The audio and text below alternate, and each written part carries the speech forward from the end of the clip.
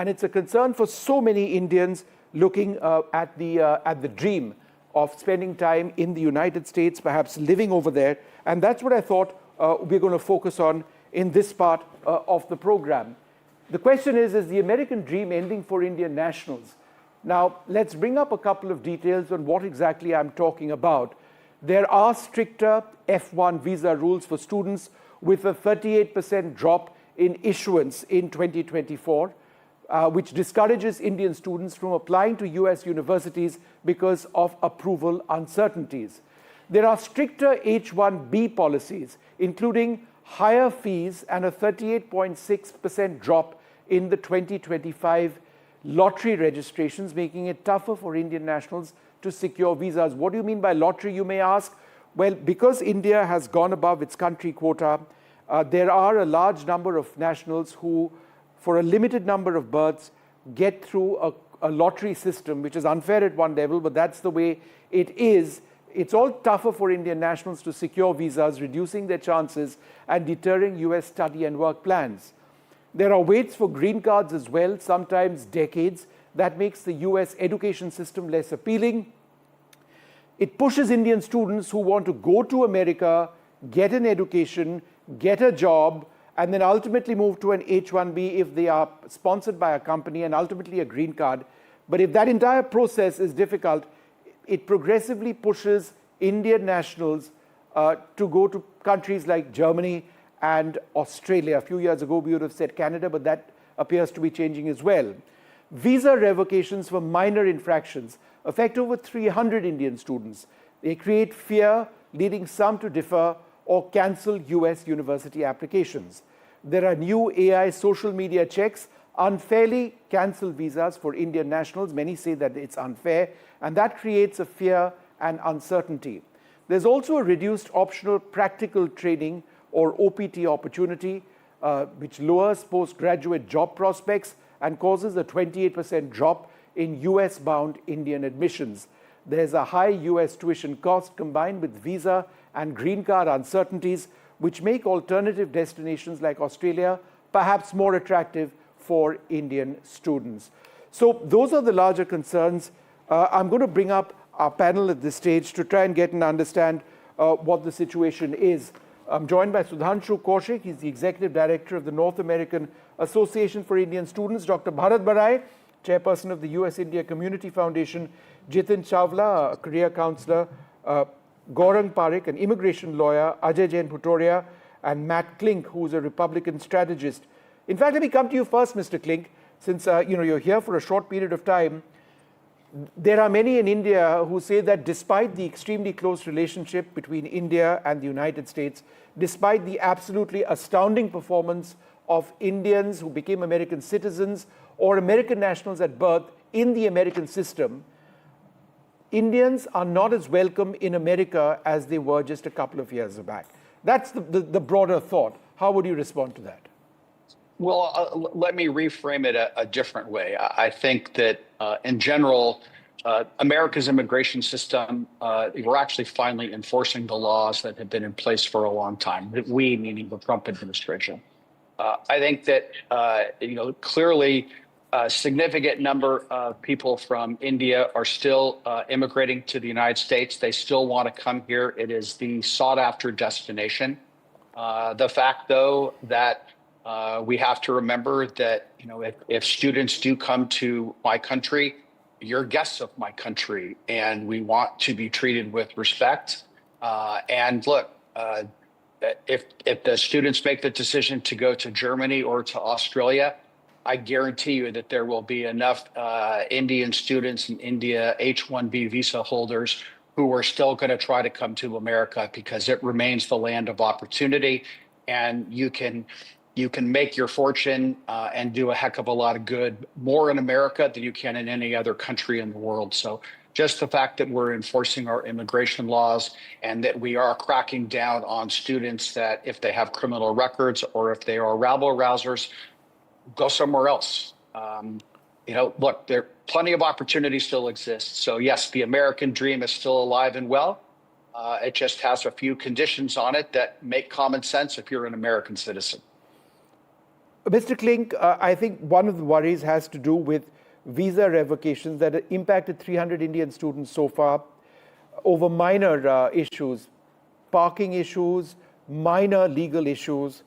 There are also new AI social media checks on the basis of which visas are granted or not granted, right? There are those who say that, look, the American way is, diversity of views. And therefore, if someone posts something on social media, and, these aren't terrorists. I mean, that's a different, that we're not getting into that territory at all. Should America be more democratic in accepting Indian nationals? I'm curious if India would be as accepting of Americans who would do the same thing posting on India. So again, the fact that we're using AI to scan social media posts, that's not a bad thing. That's You have a valid point, by the way, but carry on. Go ahead.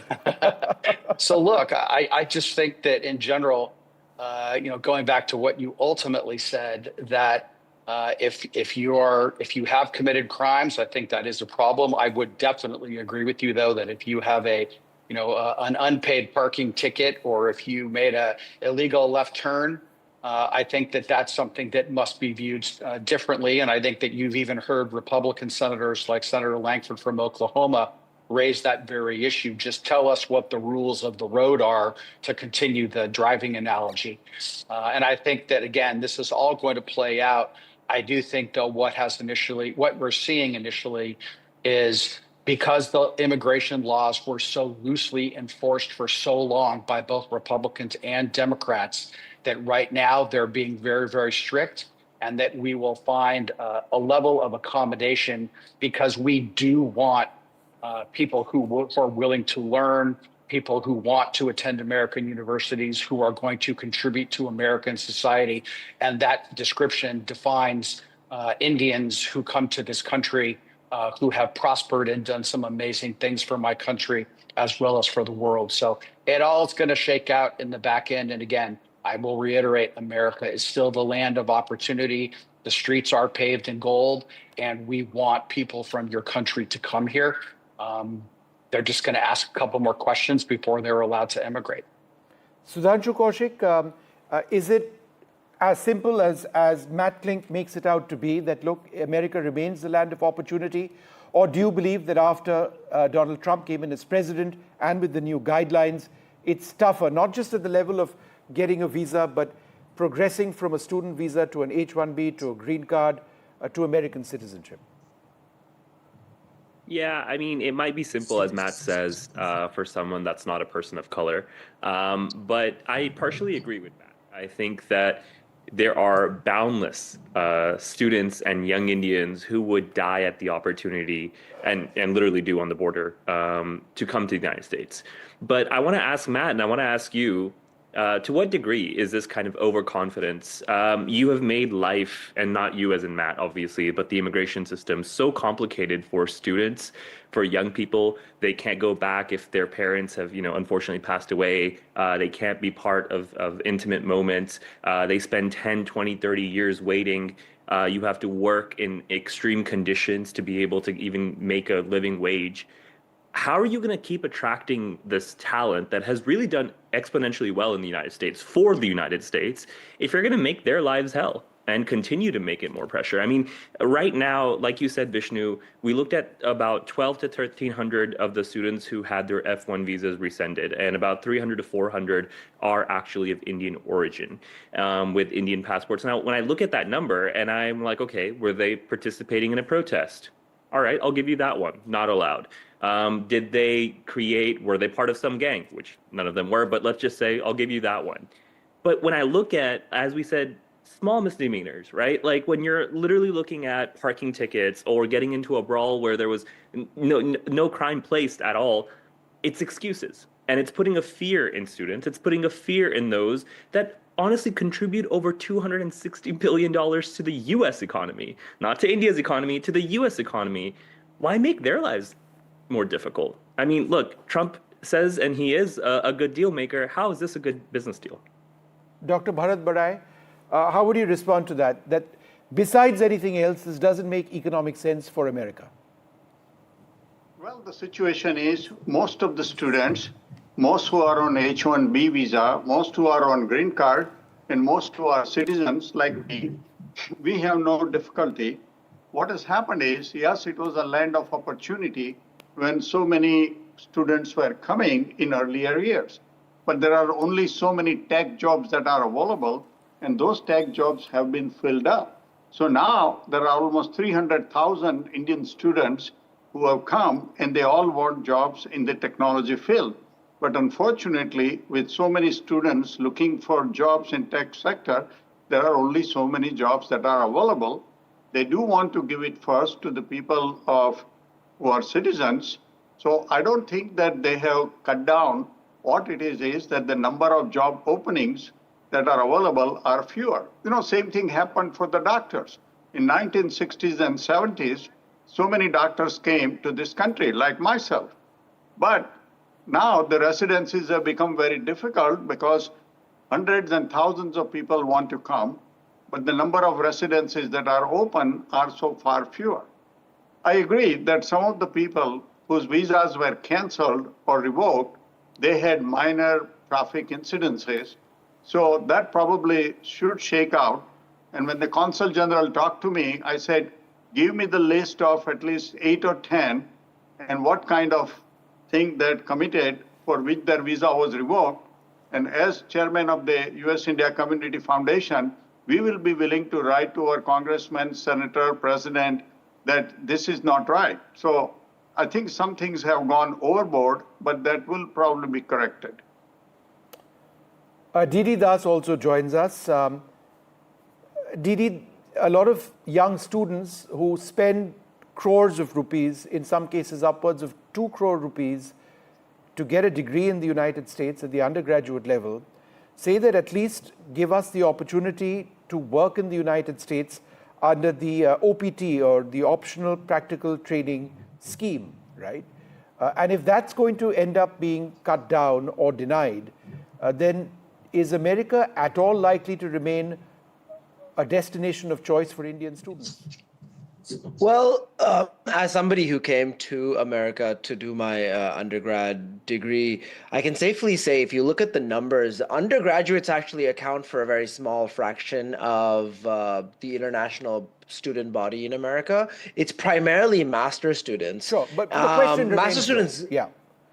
They have the same problem. And yes, I mean, absolutely. I mean, a lot of the master students who do come to America, especially in STEM, they rely on the 3-year OPT provision to be able to work their first job and apply for an H-1B in that 3-year process. So they usually apply for an H-1B 3 times in the 3-year STEM OPT process after they graduate from their university.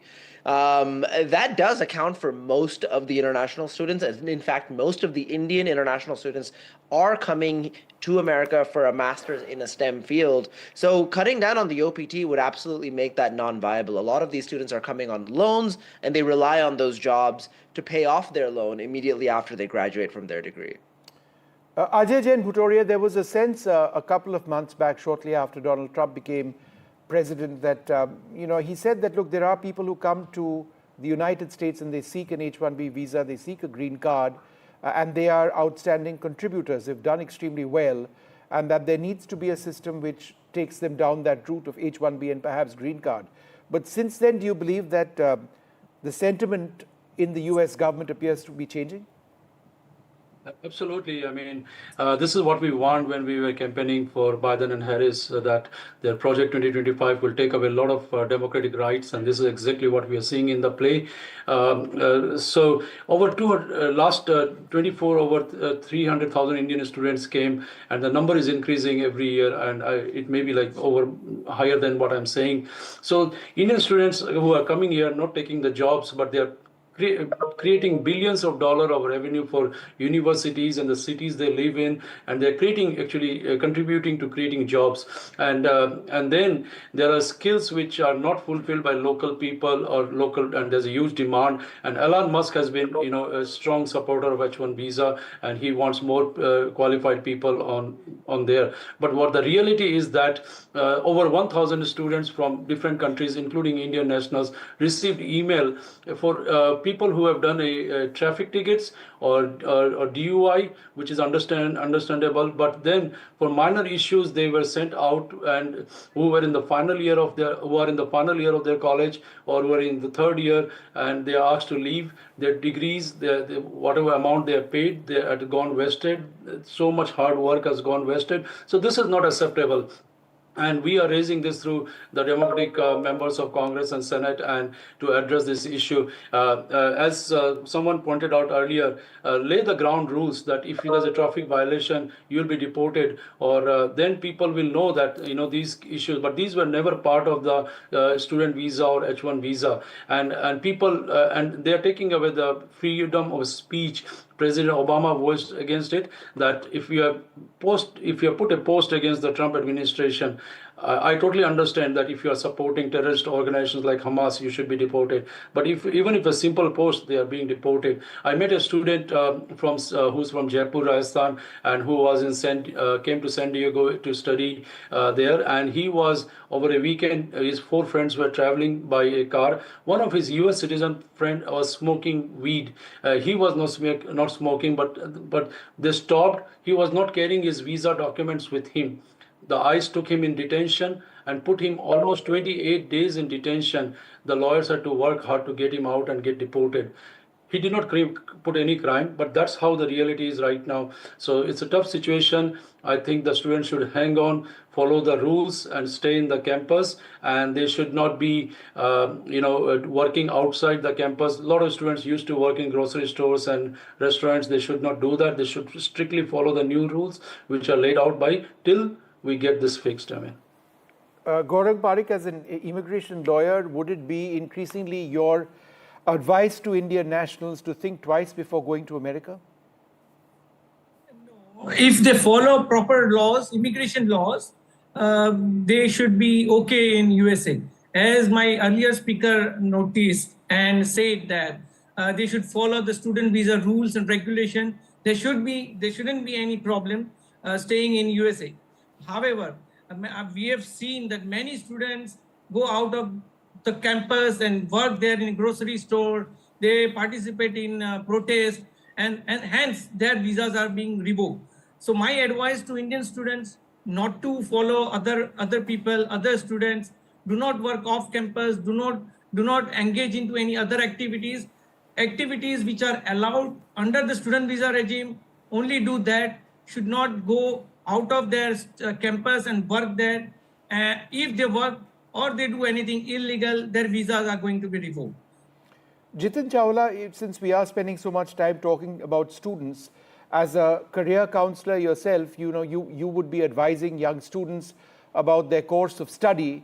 Then they end up going to America, and then almost more than 95-96% of them end up coming back to India if they can't, if they don't get a job over there.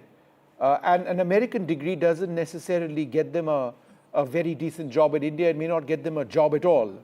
This being the case, is there a real worry that you go abroad, you spend so much money, you get a really good quality education, but if you can't continue in America, you end up coming back here with no guarantee of a job which you couldn't have picked up had you studied in an Indian college?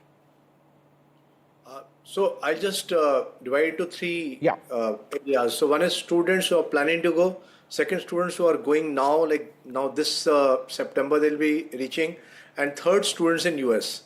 So addressing this question that students in US not getting jobs. So if somebody is from a top university, say I'm from Harvard, Stanford, Yale, or even like Penn State, so I would still find takers across. So I have students who have joined jobs in Dubai. Some moved to Europe, some are doing undergrad there and they did their masters from another country. Some students decided to stick on and kind of do whatever they were doing. Of course, certain number of students came back to India also. But students who are planning to go, there's a lot of uncertainty because it is actually shocking and it is also sad the way students have been treated. Like previous speaker, even Matt spoke about a few things, but students being handcuffed, military aircraft being used. This is so shocking. My set of parents who are there today are totally concerned and are looking at new options. So there are countries like Finland where I can go in 4 years, I can get a PR, with a happy country tag being attached to it. There are amazing universities in Netherlands, University of Amsterdam, and so on. So people are exploring options because there's a lot of uncertainty and anxiety which has happened in the US, and it has been kind of building up. The software industry also, the number of recruitment which are happening. I had a student from Boston University, master's in data science. 4 years back, he would have been a price catch for the companies. But last year, this guy was struggling and was not able to land up a job for the next 7 months. And though with family and friends, he could reach out and he could still make it going. But yes, the situation is not as rosy as it seems, and number of people applying to US is decreasing. And unless I am a person who's looking at a top campus, I do have second thoughts. I have students who are applying not to only US, but to 2 other countries. They are watching and then checking out that how do we proceed, what is the scene which is going to happen, and what is it that it unfolds. But today, totally it is uncertain. Didi Das, there's also the entire issue of H-1B visas and the progression to a green card. That's something that could take decades. So this battle for rights and for citizenship, it can carry on for forever, it seems. I mean, the headline number is the 150-year visa wait. I mean, this is, regardless of the administration, this has always sort of been an issue in the last 10 years. And the way it works is, as soon as you're on an H-1B, you apply for a green card. Typically, you apply for EB2 or EB3 category if you're an undergrad or a master's graduate. And those lines are decided by country of birth. So if you were born in India, like I am, then you have to wait and behind millions and millions of people. Now, I don't know the exact numbers anymore, but you have to wait behind so many people. And there's a quota on how many the government can let in for a country in a given year. So effectively, it's so far backlogged that you take 100+ years to even get a green card in that category. However, you can continue to renew your H-1B during that time. You just don't have a path to citizenship, which is uncomfortable as it is. And to make matters even worse, for the longest time, there were a couple of other pathways that people could do, such as the EB1 for extraordinary researchers or extraordinary people of extraordinary ability, actors, musicians, and such. And for Indians, even that has been backlogged for the last 3 years. So, my favorite example to use when I talk about this is Arvind is a friend of mine. Arvind, who runs a company called Perplexity, a big startup in the Valley, is a friend of mine. He hasn't gotten his green card yet because he's born in India, and he's been waiting for the last 4 years. So if somebody of that stature, who is on paper at least a billionaire, then what hope does anybody else have? Sudhanshu Kaushik, last word to you. Let's end this discussion with students. As the executive director of the North American Association of Indian Students, do you find many students really worried now? Do you see them not being willing to or not to take part in student protests? Not all student protests are bad. Is there a sense of fear? Yeah, of course there is. Not just fear of, I won't be able to protest, but the fear that I won't be able to make a livelihood, the fear that I won't be able to stay safe in the United States, that I won't be able to pay back my loans. I think the juxtaposition of this is really interesting. And I loved when Dr. Barai was talking about when he first came in. The wave of immigration in the 60s and 70s, the doctors, the students that came in, they had it tough. You couldn't talk back home. You didn't have, people familiar to you. You didn't have your own community, temples, etc. And that societal pressure was a lot too. Now, the people that are immigrating my age that are coming and are here, we have those conveniences. I want to talk back home. I can FaceTime. I can WhatsApp. My local theater plays Indian films and regional cinema. I have all the food that I need. Costco is selling, paneer and Indian, ghee, etc. But at the same time, can this new wave of immigration that can feel at home societally, right, in the United States, can they make a financial living and be well adjusted here? That's up for grabs. And on top of the financial, now we have to fear about immigration and the policies in place. Not saying that, in the previous Democratic administrations, everything was fine and dandy. Absolutely not. I mean, Biden came in with a lot of promises, but it didn't, pan out at all. Perhaps it is getting worse now. I'm interrupting you because I'm out of time. I'm out of time on this discussion. I'd like to thank you all very much for being with us.